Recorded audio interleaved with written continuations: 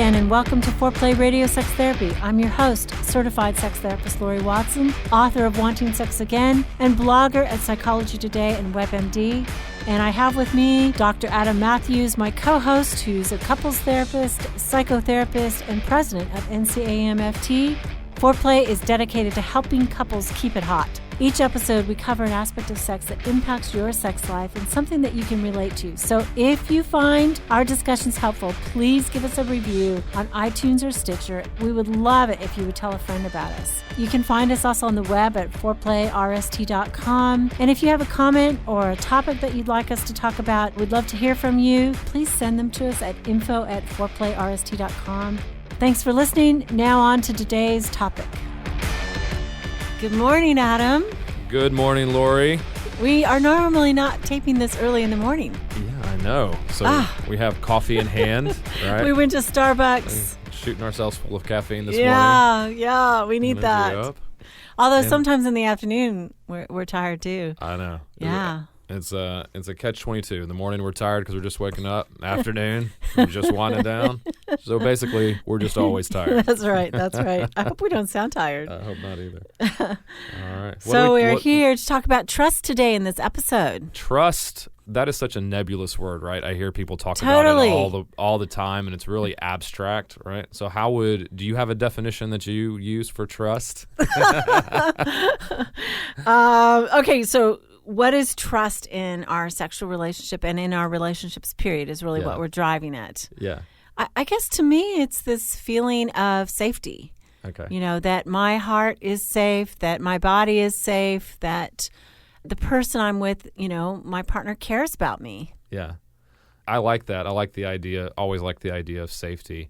I think trust in general is, especially in a relationship, right, is just anytime that we draw boundaries around our relationship and then we hold to those boundaries. Right. I think more consistent we are. Promises kept. Right. Both spoken and unspoken, right? Right. Like in a marriage, for instance, the boundary is usually that we're only going to have sex with each other. Right. That's one boundary. And so the more consistent we are of monogamy and fidelity. Right. And so the more consistent we are in that, the more we trust we trust the other person to be able to do that, the more consistent we are. When that gets broken, of course, when somebody steps outside of the relationship, for instance, then trust is broken. Trust is broken. But we have all kinds of boundaries that we draw in our relationship. And I think just the along that line of fidelity, right? We're going to stay away from all others. That's our commitment in a monogamous relationship. But also, we're promising implicitly that we're going to be sexual with our partner, right? It's a promise onto an erotic sexual life with our partner. And I think that our trust can be violated that way too. If our partner doesn't value sex or doesn't see how important sex is, or pulls away. Yeah, we can start to feel really unsafe. Yeah. And I think that may be true on the other side when sex is over pursued, right, and not made safe for the partner that withdraws as well. Okay, explain that when it's over pursued. Well, when it's pursued in a way that's not safe, when it's aggressive, when the other person doesn't want it to be aggressive, when it's forced, obviously. When anytime that a person has asked for space or is asked to kind of process and has expressed their needs and their needs are not taken seriously sexually, or their needs are invalidated, I think that also can cross an implicit boundary that the couple shares. So, but it's both ways again, right? Yes.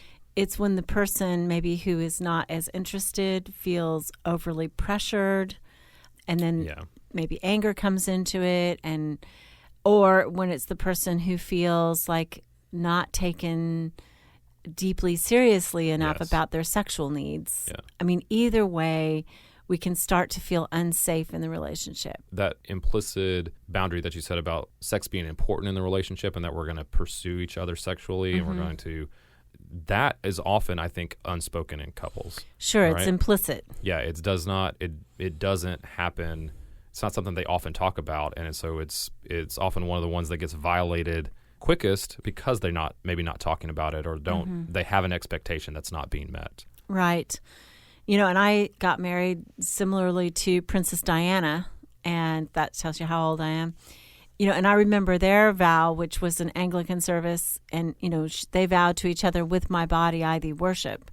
And that was also part of my Episcopal service as well. I mean, so it was explicit in my marital vows that it wasn't simply, I promise to be faithful to you, but it was also, I promise with my body to worship, my partner, my husband. I mean, it was and it was by design. I mean, I even knew at the time how important that was. Yeah. How would you translate that? I think that word worship might be, that's a strong word. Right. It's a strong word. I guess it means I'm going to adore you with my body. I'm going to, in my mind, sort of be all over you with my body, right? I mean, it is a strong word. I think those vows were written that way, that it was with that kind of strength, that it was recognized, this is like the 1800s kind of service in the Episcopal Church. It was recognized how important the physical relationship is to marriage. Yeah. I love that. I love that word adore, like I think connected with worship, because we're not talking about exalting the other at the expense of yourself. Like it's really more about moving toward each other, that you're both saying that you're going to do that. And it's a high form of love that we're giving ourselves fully over to our partner. Right. With utter vulnerability, right? Yeah. I mean, I think it's an elevation of the body relationship. I mean, in a coupleship, we are more than just working partners. We are also body partners. Yeah. One of the things I hear often from couples who, when they come in, and especially when they've come in late in the problem, they say it's taken them several years to come in, is they say, we just feel like we're just friends, we're just roommates at this point, right? And I think they're not doing any of that body worship stuff. They're not doing any of the body worship. I like that. Body worship. I mean, I think but I think that's what you're saying, right? I think you're saying that how important it is, because that defines that relationship is different. And so there's a trust there that we're going to give ourselves to each other physically. And that's so important, and it gets swept under. That body worship gets swept under the rug, right? Or gets cast aside. I had my pastor's wife at the time. We were married in a sort of one of those big box churches, but we did an Episcopal service because I was raised Episcopalian. But anyway, her thing was that giving a male oral sex was the way you worshipped at his altar. She literally said that to me. Oh, wow. But I mean, what a sex positive message, right, from a religious leader. Yeah. I mean, how many people get that kind of sex positive message from their priests and pastors? And I mean, you get a lot of don't do it here, there, or the other place, or, constraint, but you don't get a lot of positive messages. But I think that's important. The important thing there too is that there's mutual. Like hopefully somebody else was saying something like that to Derek too as well. Yeah, gosh, I hope so. Yeah, but it all worked out, Adam. That's good. All right, we need to go any we don't need to go any further. But yeah, it's a mutuality, right? I mean, I can't, I think that's part of the beauty of that relationship, and that makes that when y'all both are doing that at the same time, it builds trust, right? Absolutely, absolutely. And I imagine, like, do you have like what are the things that would break trust in the sexual relationship? Obviously, infidelity would do that, right? Big one. And for some people, there can be minor infractions. I mean, a lot of people feel that porn breaks trust. And, I have mixed emotions about that. I think that I heard a patient last week say, she had mixed feelings about her husband using porn, and she had opened his computer and there was porn everywhere. And fortunately, she didn't get angry, but she went to him and she said, okay, I'm feeling a little anxious about this. Are you saying that there's something not right between us? Why are you needing this? And I think it was coming during a time of a sexual lull. So it wasn't like, she didn't want to have sex and he was compensating. It was during a time that they were, she was open to it and they were not having much sex. And he kind of poured out his heart to her about how he was so stressed at work and there were all these things going on. And she said, well, I get it now. No wonder you're using porn. You're trying to survive psychically with some sort of aliveness in this really depressing, anxious time. And she said she depersonalized it completely. It wasn't about her. It wasn't about their sex life.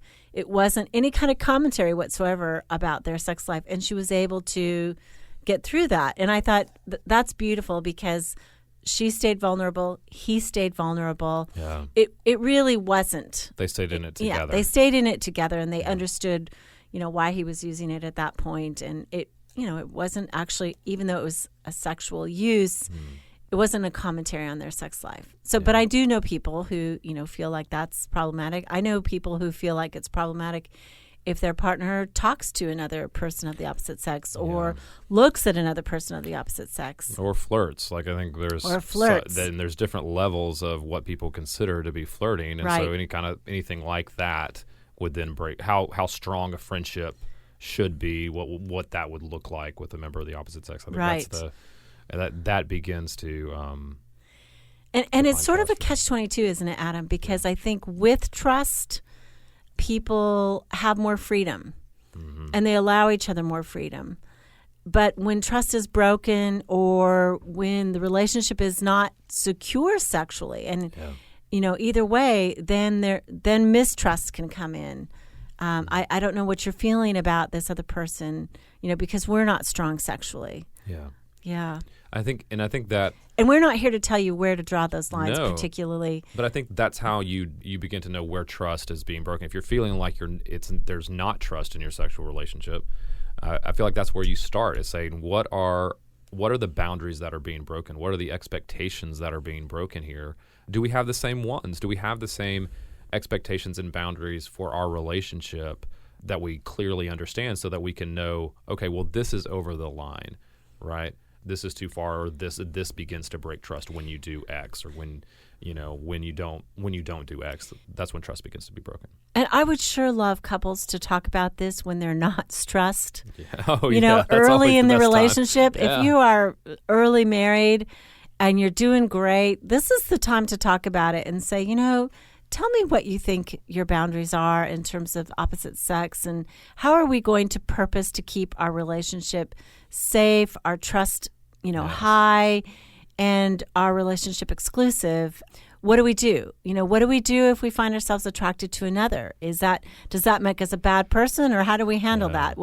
What's the safest way to handle that? And I mean, I really think talking about it early would be wonderful, because it's during a time that's not threatening. And that gives it off to the right start, right? That gives you the parameters of what your relationship is going to look like and how trust is going to continue to be built. But we're going to come back after the break, right? And talk about some tips about how to build trust, especially if it's been broken. Yes. How you can start to get some of that back, right? And also trust within the relationship, the vulnerability within. So let's talk about that in a minute. Awesome.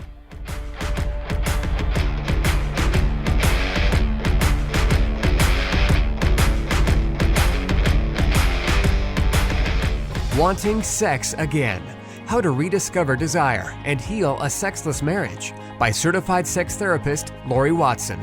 Each chapter is designed to fix one of the problems that cause low libido, from early marriage through the childbearing years, even all the way through menopause. I've also had men read it and tell me that for them it was the most hopeful thing they read about resolving sexual problems. Look for Wanting Sex Again on Amazon.com. You can also talk to Laurie Watson for therapy in person or via Skype. I offer couples counseling and sex therapy, and I think about both aspects of the relationship, emotional intimacy and sexual technique, and that combination together helps marriages be happy. Weekend couples intensives are also offered. Improve your sex and improve your relationship with Awakening Center for Couples and Intimacy. Find out more at awakenloveandsex.com. Awaken what's possible.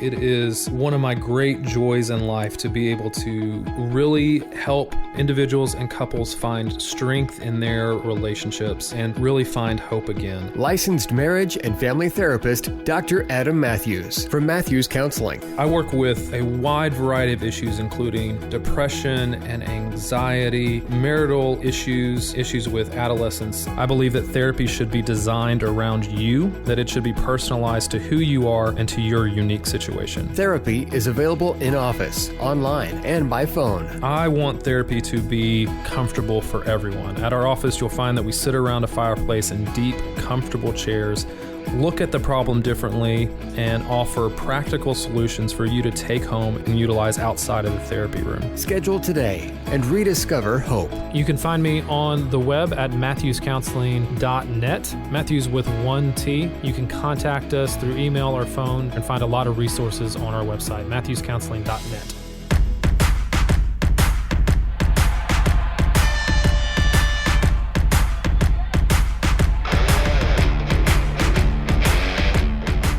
Okay, we're back. Foreplay Radio Sex Therapy with Laurie and Adam, and we are talking about trust today.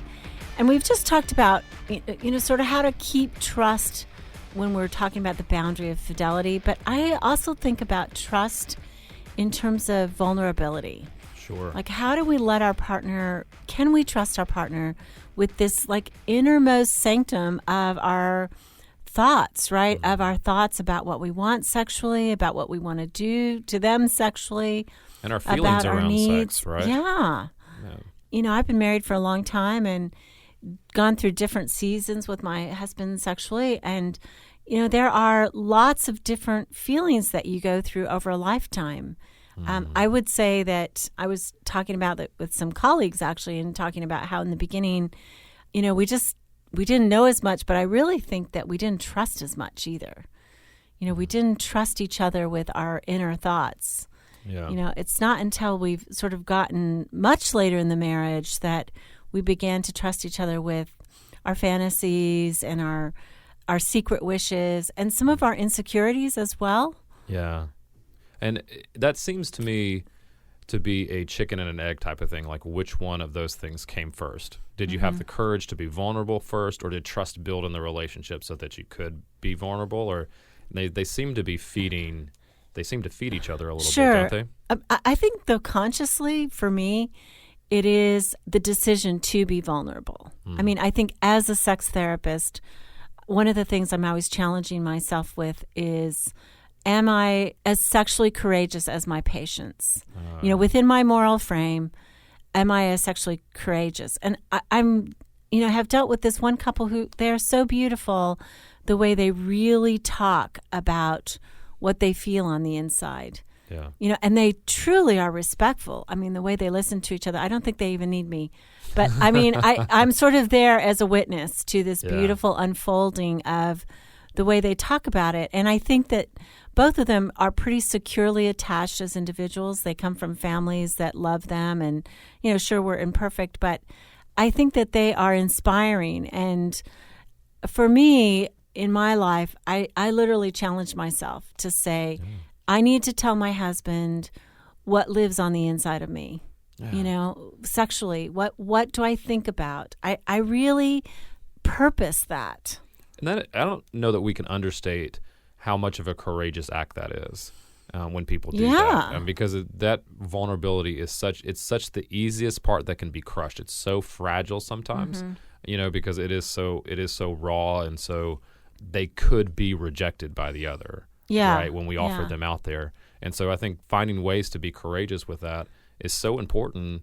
And to make that step, right? Yeah. Okay, so I'm going to tell on myself a little bit. My husband and I had a recent conversation about it, and we were talking about our weekend morning times, and I think he was thinking that I wanted something else, and so he was throwing out all these ideas, and I'm like, okay, well, what about you? And he's like, well, I really like what we do, actually, just as it is. And I'm like, you know what? I do too. I really like what we do. I mean, it just is. It's a great routine. It's like loving and wonderful. I do like some of the other things he tossed out, but at different times. But kind of our weekend morning before we roll out of bed and go get coffee together, which is part of our weekend ritual. I love us in that time, and I love our little routine, and it works, and we're happy, and we laugh, and it's fun, but it's not wild and crazy. Sure. It's sweet and regular, and you can count on it and depend on it. And I mean, I was like kind of relieved to hear too that he liked it, because I think when he first started talking, he was trying to anticipate what I was going to say, we had to like slow it down and say, okay, but to me, it was this wonderful trust building moment. Yeah. It wasn't just in, okay, what we're doing is acceptable to each other, but it was so vulnerable. talking about what we really felt.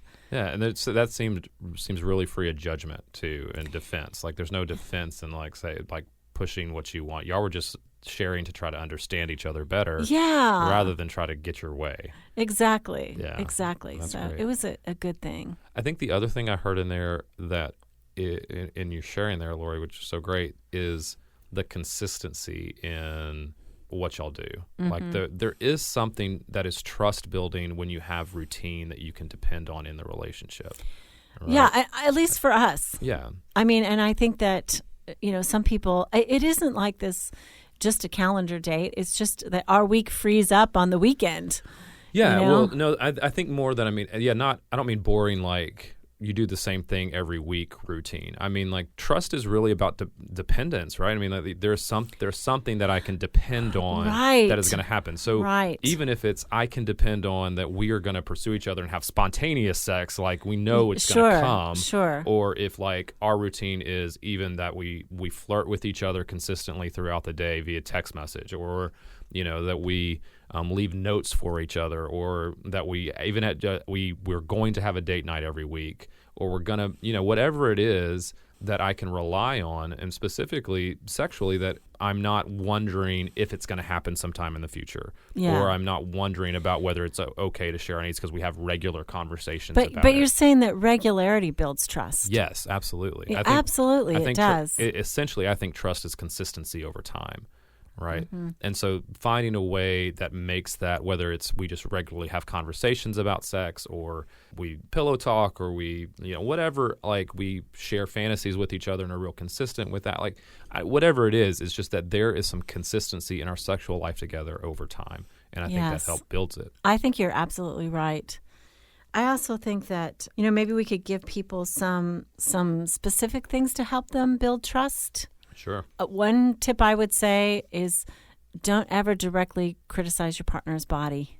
Oh, yeah. I mean, just don't do it.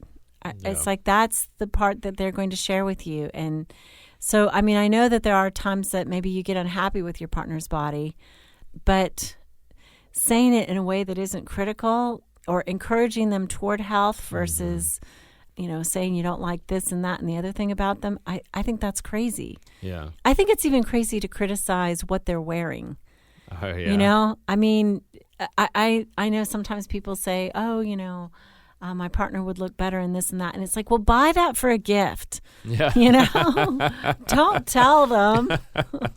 Yeah, I think that's so. My husband's getting new shoes for Father's Day. Yeah. Because he always wears funky clogs. Yeah. Tell me a little bit about how you would balance that with what you said earlier about being vulnerable and sharing your thoughts and feelings. Like, I get that, and I absolutely agree. Don't criticize. Yeah. But I think some people may hear a mixed message there. Vulnerability is not a mind dump. We never, ever, I think, get permission to say, this is just what I feel. Somehow or another, people get married and they think that they are entitled to mind dumps, just to talk about whatever, however. Yeah. Right? I'm going to say something critical. No, this is a lifelong relationship, so tact is absolutely essential. So saying what I don't like is different than what I do like. Yeah. It's like, well, I'd love us to fit together the way we did when we were younger and fitter. Yeah. That's not criticism. That's not the same thing. Yeah. But just saying, well, you know what? You've gained weight and I'm not as attracted to you. It's like, okay, don't expect sex. Yeah. Really? Don't expect much sex after that. Well, I think people don't realize the ratio of how often they may criticize versus how much they say positive things, sure. Right? And so if they're not, what the ratio is like 5 to 1, right? 5 positive things to a negative thing. And so if you're not adding to the positive side, there's no way you can be critical and it can be received or be vulnerable in that area anyway. Even if you're the most tactful in how you do it, if you're not praising your partner and if you're not, worshiping their body, like worshiping at the altar, not worshiping at the altar. There's no way that they're going to be able to receive that in a way that's going to be beneficial and positive. Yeah, I even it's not even 5 to 1. I mean, to me, there's just no place for criticism in the bedroom. Well, I mean, how do we talk about things that we want changed? I mean, that's different but criticizing or saying, even the complaints like, You don't give me sex often enough. I mean, all of that could be framed of like, look, I really want to make love more often. I mean, it is so easy for us to say what we don't like, and so difficult and more vulnerable to say what we do want. Yes. And that's where we need to focus sexually, is what do you want? Yes. I mean, really, truly strike it from your vocabulary if it's going to be critical. Yeah. And the more direct you can be, right? You would say that's beneficial. Direct about what you need builds that trust as well. Yeah, and especially without anger. I mean, like if we're saying direct may mean like, let's get to the point versus, I wish we had sex the way we used to. It's like more direct would be, I really want to have sex in exciting ways on Friday night, and I love our routine on Sunday morning, or, whatever. Yeah. Sort of so your partner knows what you're talking about.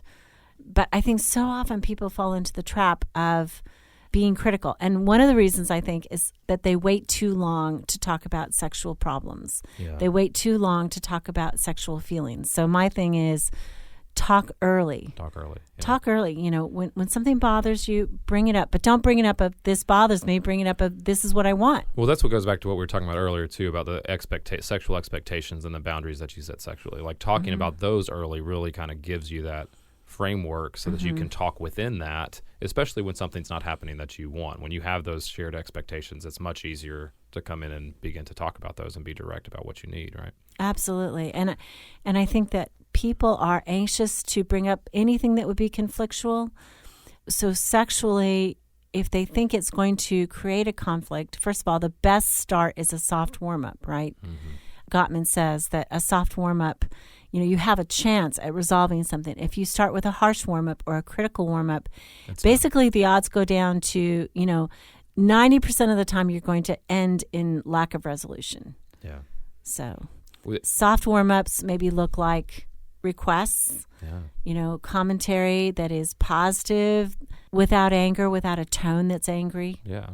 So one more thing I wanted to get to before we have to be done that I think is important is you mentioned to me earlier the idea that trust gets built when we respect when a partner says no to sex. Yes. And I think that's really important, and I don't want to miss that, because we talk a lot about the need to pursue and or to talk about sex in a way that's positive and to express needs and say I need sex and talk about that. But respecting a no also needs to build trust. Yes. Absolutely. Yeah. If my partner says, I don't want to do that, I mean, that may be deeply disappointing and we can talk about it at another time, but harping on something, or if your partner just isn't in the mood for it at that moment and pouting and, and like respect. I mean, we have to commit to deep respect for our partner. So shaming our partner when they say no, or like trying to that to me is where the pressure comes in. Or trying to sneak around that. Yes. That becomes really trust breaking in a relationship. Yeah, it does. It does. Absolutely. Yeah. Okay, you're listening to Foreplay Radio Sex Therapy with sex therapist Laurie Watson and couples therapist Dr. Adam Mathews. Thank you so much for listening. Hey, help us stay on top here at Foreplay. We'd love it if you would subscribe and share it with your friends. And please take 1 sec and rate and review us. Thanks so much.